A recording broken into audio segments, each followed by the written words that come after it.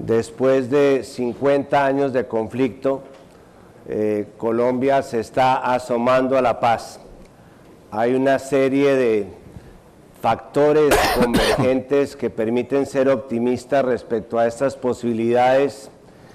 En primer lugar, un cambio en el equilibrio de las fuerzas militares, debido en parte a la gestión eficaz del gobierno del presidente Uribe en lo que se llamó la política de seguridad democrática, pero además al hecho positivo de que países como Venezuela, como Cuba y otros países latinoamericanos, concretamente Ecuador y Brasil, se han subido al carro de la paz en Colombia.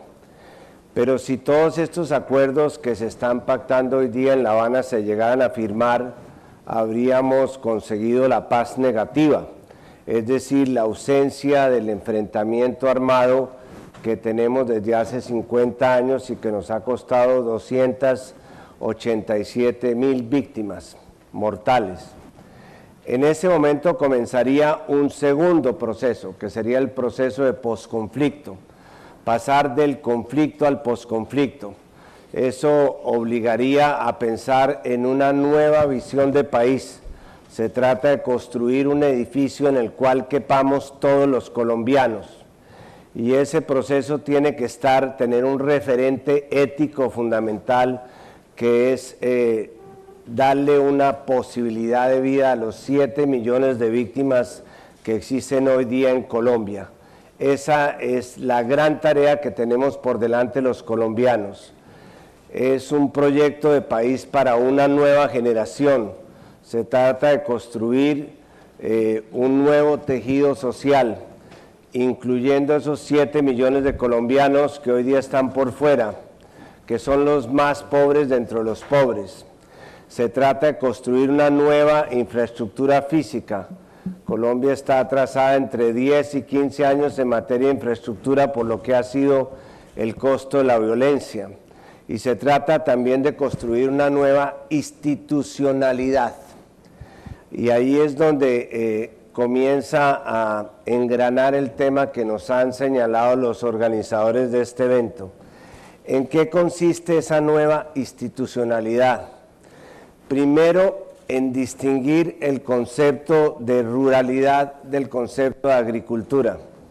En América Latina tenemos que comenzar a separar lo que es el tema de las políticas públicas hacia los campesinos, hacia los indígenas, hacia los afrodescendientes, todos los cuales viven un concepto de ruralidad que integra no solamente la producción, sino también factores sociales asociados a su desarrollo y formas especiales de infraestructura como la construcción de vías terciarias, sino que tenemos que separar este concepto de lo que es la protección de la agricultura como tal, que puede ser de pequeños o de medianos agricultores.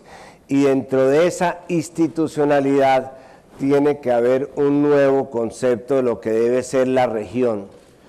Pienso que en América Latina no hemos todavía definido un concepto articulado y orgánico de lo que es la región. Hegel decía que Europa es más historia que geografía. Pues bien, América Latina es más geografía que historia.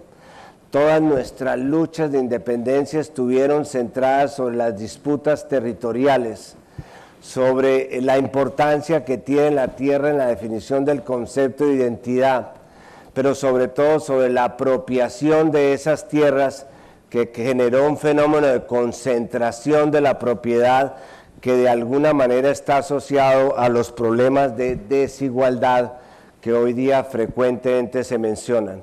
Se ha vuelto ya un lugar común decir que Colombia, que América Latina, su problema no es el de la pobreza, sino la desigualdad.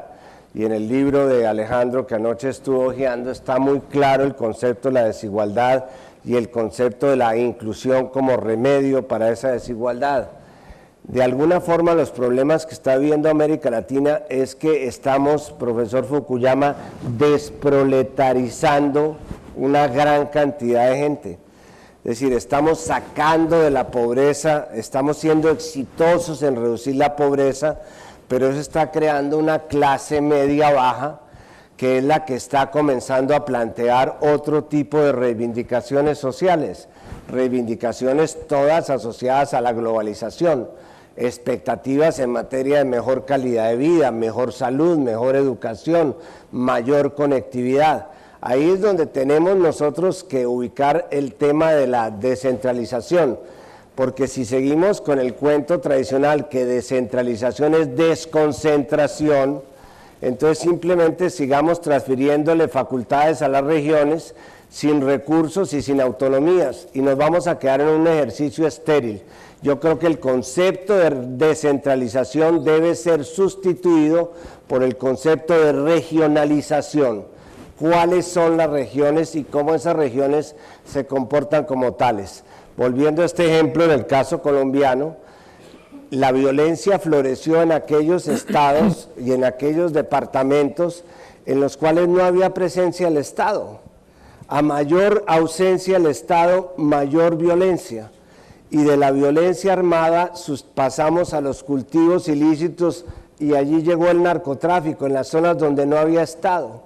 Entonces, la mejor manera de compensar y de construir una visión, un tejido de posconflicto, es precisamente acelerando la presencia del Estado en esas regiones abandonadas para que la presencia social sustituya la presencia militar y la presencia armada. Ahí tenemos un criterio claro de lo que debe ser el concepto de regionalización. Y esbozo simplemente un tercer concepto, y es que yo creo que parte del problema de las regiones en América Latina, el problema de la debilidad de las regiones, tiene que ver con el sistema político. Nosotros adoptamos un sistema fuertemente presidencialista como una copia, una mala copia del modelo de Estados Unidos y del modelo monárquico de España, y nos quedamos con el peor de los mundos. No tenemos ninguna de las ventajas del presidencialismo y no hemos sido capaces de avanzar hacia una parlamentarización de nuestros sistemas políticos que nos hubiera permitido tener unos partidos políticos más desarrollados y unas condiciones de equilibrio regional. ¿Por qué el equilibrio regional? Porque si algo nos diferencia del sistema presidencialista norteamericano es que nosotros no hemos logrado definir unas estructuras federales en el sentido norteamericano de la palabra.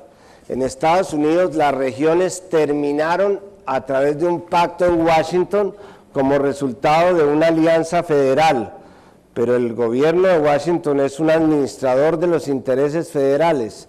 En cambio nosotros tenemos unos presidentes que mandan en todas partes sin que se les obedezca en ninguna, sin que haya una conexión estrecha entre lo que son las regiones y lo que es el poder central o el poder presidencial.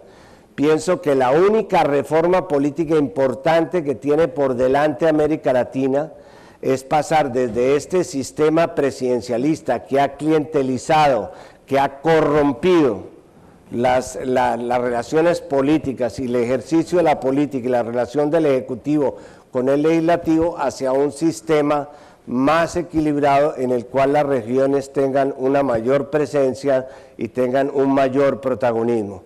Si esto se consigue, vamos entonces a ser capaces, sí, de sustituir estos procesos absolutamente indoloros, inodoros e insaboros de desconcentración administrativa por unos verdaderos procesos de respeto a las autonomías regionales.